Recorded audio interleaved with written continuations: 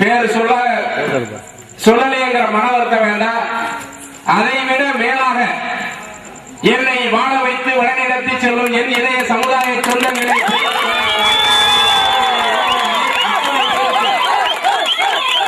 நான் சார்ந்திருக்கின்ற தமிழ்நாடு தேவேந்திர வேளாளர் கூட்டமைப்பின் சார்பாக என்னுடைய முதற்கண் வணக்கத்தை தெரிவித்துக் கொள்கிறேன். இன்றைய தினம் பெரம்பலூர் மாவட்டத்திலே கொடியேற்றுகின்ற வாய்ப்பினை பெற்றிருக்கிறேன்.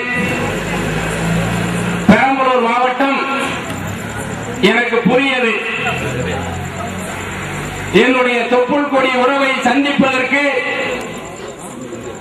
நான் மாலை 3 மணிக்கு வருகிறேன் என்று சொன்னால் என்னுடைய வண்டி பழுதானதின் காரணமாக பல மணி நேரம் உங்களை காக்க வைத்தமைக்கும் அதை காரணம் சொன்ன அருமை சகோதரர் பாலாஜி தேவேந்திரன் அவர்களை நீங்கள் தவறாக பேசிய நிகழ்ச்சி என்னுடைய காலையை கேட்டது. அவர் தவறு செய்யவில்லை. என்னுடைய வண்டி பழுதாகிவிட்டது. அதனால் நான் வருவதற்கு காலதாமதம்.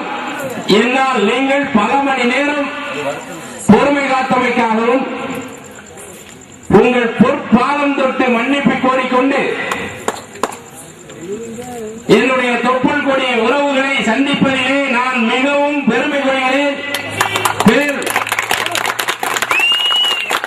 காரணம்,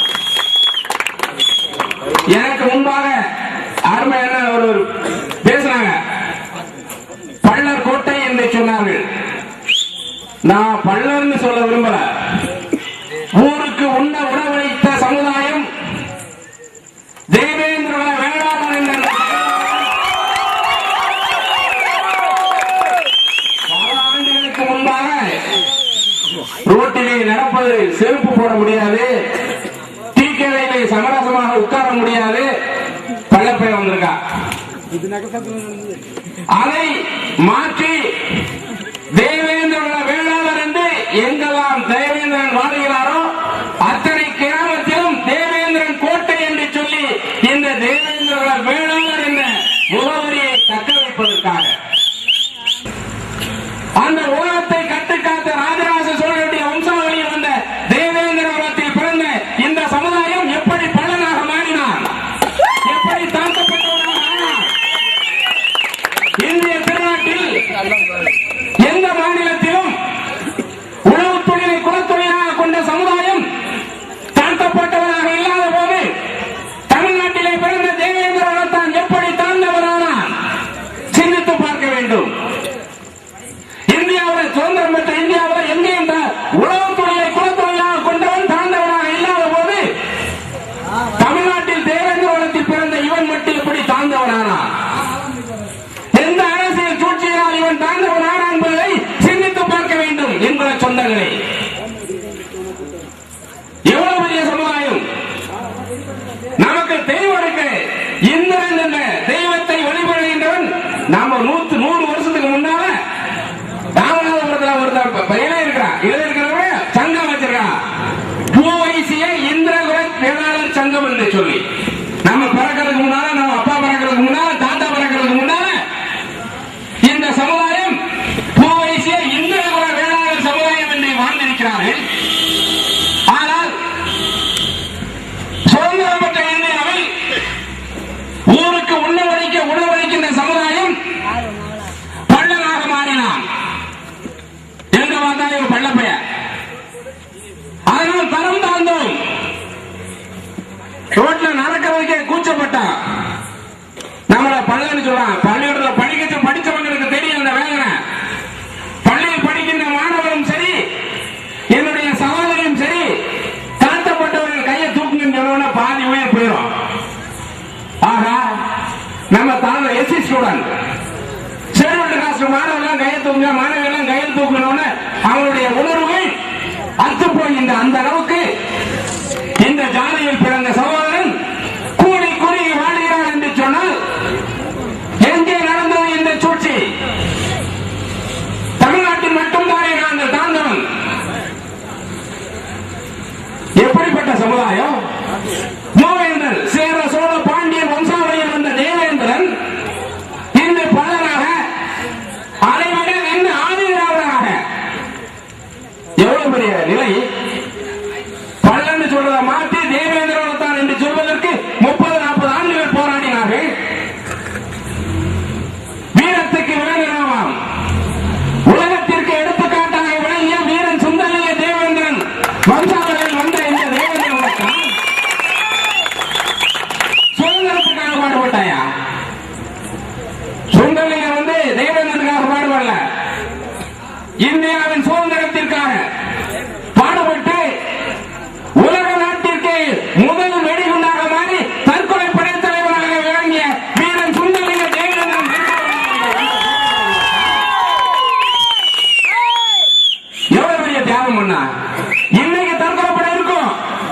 எல்லா இயக்கங்களும் இருக்கலாம். ஆனால் அதை உருவாக்கியவன் உலக நாட்டிற்கு எடுத்துக்காட்டாக வழங்கிய வீரன் சுந்தரலிங்க தேவேந்திரன் என்பதை உலக நாடுகள் மறக்காது. தன்னையும் அளித்தான், தன்னுடைய காதலையும் அளித்தான். அதுதான் அவருடைய வரலாறு. வீரத்துக்கு அவன் என்று சொன்னால் தியானத்துக்கு இம்மானுவேல் சேகரன். ராணுவத்தில் வேலை பார்த்தவன்.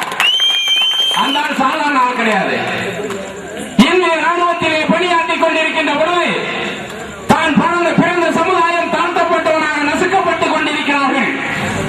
வாழ்வுரிமை இழந்து கொண்டிருக்கிறார்கள். வாழ்வாதாரம் கெடுக்கப்பட்டுக் கொண்டிருக்கிறது என்று சொன்னவுடன் தன்னுடைய ராணுவ பதவியை தூக்கி எறிந்துவிட்டு தமிழகத்திற்கு வருகிறார். தேவேந்திர குலத்திற்காக பாடுபடுகிறார். அதனால் அவர் படுகொலை செய்யப்பட்டு இன்னுயிரை நீக்கிறார் இந்த சமுதாயத்திற்காக. நிறைய கிராமத்தில் எழுதி போட்டிருப்பாங்க, இம்மானுவேல் சேகரன் புறவில்லை விதைக்கப்பட்டிருக்கிறார் என்று சொல்வார்கள். உண்மை. இம்மானுவேல் சேகருடைய புகழ் என்று எல்லா தமிழ்நாட்டில் இருக்கிற அரசியல்வாதிக்கு தெரியாதது கிடையாது. இந்த வர செப்டம்பர் 11 இம்மானுவேல் சேகருடைய நினைவு நாள். அடுத்த 11 தமிழ்நாட்டுடைய அரசியல்வாதிகள் அத்தனை பேரும் அங்கே மண்டியிடுவார்கள். இம்மானுவேல் சேகரனை யார் மண்டியிடுகிறாரோ அவன் தான் ஆட்சி கட்டிலே உட்கார முடியும் என்று மறந்துவிடக்கூடாது. ஆயிரம் ஆயிரம் லட்சம் லட்சம் இம்மானுவேல் சேகரன் இன்று உருவாகிவிட்டார். ஆனால் அவருடைய கொள்கை தான் தாழ்ந்தவன் இல்லை, நான் யாருக்கும் தாழ்ந்தவன் இல்லை என்று சொன்னாரே, அந்த கொள்கையை நாம் சரிவர பயன்படுத்தினோமா? ஒன்றுபட்டால் ஒன்று வாழ்வு என்று சொன்னார்கள். நம்முடைய ஒற்றுமை இருக்கிறதா? சிந்தித்து பாருங்கள். அரசியல்வாதிகள் பேசல, அவங்க பேசுறது அவசியம் கிடையாது. நீ எந்த அளவில் போனாலும் நீ நாடி வருவது தேவேந்திரனோட பிறந்தா இந்த தேவேந்திரன் மட்டும்தான் உன்னை காத்து நிற்கும். எந்த அரசியல்வாதியும் காக்க மாட்டான். எந்த மந்திரியாவது பேச சொல்லுவாங்களா? எந்த எம்எல்ஏவும் இந்த சமுதாயத்துக்கான பிரச்சனை பேச சொல்லி நிச்சயம் பேச முடியாது. ஏன்னா அவங்க ஒரு தலைமைக்கு கீழே இருக்காங்க. அருமை என்ன சொன்னாரு? அரசியல் மின்காரங்க யாருக்கும் கட்டுப்படாதீர்கள் என்று சொன்னார்கள். நான் என்னுடைய சகோதரருக்கு சொல்கிறேன், இந்த பசுமை பாண்டியனை விலை கொடுத்து வாங்குவதற்கு தமிழகத்திலே என்ன நாயும் பேசவில்லை. எத்தனை முறை பார்த்திருப்பான். நான் இந்த வேலையோடு பேசுறேன். எல்லாரும் பின்னால் தெரிந்தவன். இந்த சமுதாயத்தை காப்பாற்றுகின்ற ஒவ்வொரு தலைவரும் பின்பாக அவருடைய காவல் நாயாக தெரிந்தவன் இந்த பசுமை பாண்டியன். அருமையண்ணன் ஜான் பாண்டியன் முன்னில 15 வருஷம் தெரிந்திருக்கிறார். தமிழ்நாட்டை கிறிஸ்தாவை கொண்டு வந்து அறிமுகப்படுத்தியவன் பசுமை பாண்டியன். மறுக்கவே முடியாது. காரணம், யாராவது வந்து இந்த சமுதாயத்தை காத்து நிற்பார்களா? வேதனையோடு சொல்றேன். ஒவ்வொரு பெண்ணாலையும் அலைஞ்சி அலைஞ்சி பார்த்தேன். எல்லாரும் ஒரு ஸ்டேஜ் வாங்கி போறாங்க. அரசியல் மாறிடுது. அங்க மிங்கல் ஆயிடுறாங்க. நான் குறை சொல்றதுக்காக குற்றம் சொல்றேன்னு பேச நினைக்க கூடாது. வேதனையோடு உங்க மனநிலை என்னவோ அதுதான் இந்த பசுமை பாண்டியனுடைய மனநிலையும். என்னுடைய சமுதாயத்தை காப்பாற்றுவார்களா, காத்திருப்பார்களா என்று வேதனையோடு பேசுறேன்.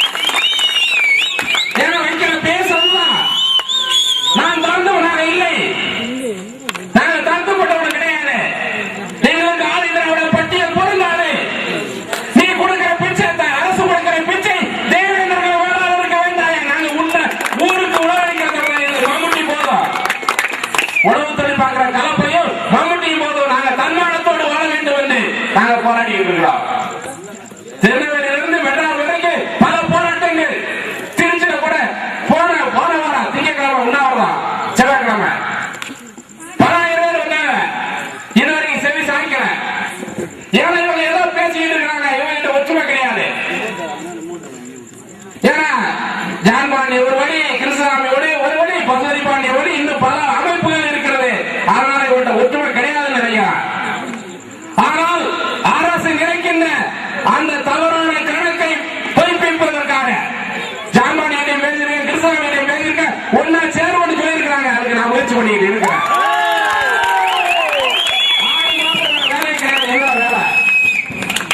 நாம் பிரிந்திருப்பீர்களால் இந்த சமுதாயம் பிளவுபட்டிருக்கிறது என்று நினைக்கிறார்கள். அதனால் இந்த சமுதாயத்துடைய வாழ்வுரிமை பறிக்கப்பட்டுக் கொண்டிருக்கிறது, வாழ்வாதாரம் இழக்கப்பட்டுக் கொண்டிருக்கிறது. அதனால் ஓரணியில் வாருங்கள். இதுல தலைவர் பதவி பிரச்சனை இருக்குன்னு சொன்னால் கண்டிப்பா பதவி பண்ணி தலைவர் பதவி போட்டியிடுவாங்க. நான் உங்களுக்கு கீழே இருந்து வேலை பார்க்க வரேன்னு இப்படி ஓப்பனா சொல்லிட்டேன். அதுதான் பெரம்பலூர் மாவட்டத்தில் நாங்க இந்த கிராமத்தை சொல்றேன். பதவி பண்ணி போட்டிக்கு வருவாங்க, நிச்சயமா கிடையாது. எனக்கு யாராவது முன்னிலைப்படுத்தி போன காப்பாற்ற பின்னால வரும் அந்த இளைஞர்கள் போல நானும் முன்னிலை ஒருவனாக நான் அந்த இடத்துக்கு வரேன். 6 மாசம் இன்னைக்கு நேரத்தில் பல வருஷம் போறாங்க. இப்ப 6 மாசமா ரொம்ப நெருக்கடி கொடுத்துட்டு இருக்கிறேன். யாரு வரவில்லையோ அவர்களை தேவேந்திரோட சமுதாயம் அடையாளம் காட்டும், அப்புறப்படுத்தும் என்பதை சொல்லிக் கொள்ள கடமைப்பட்டிருக்கிறார். யார் வரவில்லையோ அவர்களை இந்த சமுதாயம் புறக்கணிக்கும். இது மன வேதனை. எத்தனை உயிர்கள் தியாகி இம்மானுவேல் சேகரன் இருந்து 53வது ஆண்டு, அடுத்த மாசம் 16ஆம் தேதி வந்து 53 வருஷம். இது எத்தனை இழப்புகள், எத்தனை ஆயிரம் இளைஞர்கள் சிறையிலே வந்து கொண்டிருக்கிறார்கள். இவர்கள் எல்லாம் எதற்காக இந்த தியாகங்களை செய்தார்கள்? இந்த சமுதாயத்துடைய வாழ்வுரிமைக்காக போராடியவர்கள், சமூக விடுதலை போராட்ட வீரர்கள், போராளிகள். எத்தனை தாய்மார்கள் வெள்ளச்சேர கட்டியிருப்பாங்க, உதவியா இருப்பாங்க. எத்தனை சகோதர சிறையிலே வாழ்ந்து கொண்டிருக்கிறார். யாராவது நினைச்சு பார்ப்போமா? பார்க்கணும். அவன் தான் போராளி, சமூக விடுதலை போராடு. நாங்க ரவுடி கிடையாது, நாங்க சமுதாயத்துடைய போராளிகள். சமூக விடுதலைக்கான போராட்டம். இதன் மேல் ஏற்ற தாழ்வுகள் என்ன, மேற்சாதி கீழ்ஜாதி என்ன? இன்று அரசியலிலே இழந்திருக்கின்ற கலைஞர் அரசு 52 விழுக்காடு தேவேந்திரோட வேளாளருடைய வாக்குகளை பற்றி அரசு அமைத்திருக்கிறார்கள். நான் சொல்லல, Indian today express, Indian express சொல்லுது. பெரிய பத்திரிகை, தமிழ்நாடு இந்தியாவில் பெரிய பத்திரிகை இந்தியன் எக்ஸ்பிரஸும் இந்திய டுடேங்கிற பத்திரிகையில் இருக்க 52 விழுக்காடு வாக்குகளை தேவேந்திர மக்களுடைய வாக்குகளை பெற்று தமிழகத்திலே திமுக திராவிட முன்னேற்ற கழக அரசு ஆட்சியை அமைத்திருக்கிறது என்று எழுதினார்கள். அந்த ஆட்சியை அமைத்து அந்த தேவேந்திரனுக்கு கொடுக்கின்ற பரிசு ஆதி திராவிடன் கிராமத்தில் தெரியாது. ஆதி திராவிடன் நாலு சான்றிதழ் வாங்கணும். இப்ப இதுக்கு முன்னால 12 கொடுத்தான். அதுக்கு அடுத்தபடி இப்போ ஒரு 10 வருஷம் போராடி தேவேந்திரோட தான் வாங்கலாம். நம்ம அரசு கிட்ட வச்ச கோரிக்கை என்னன்னா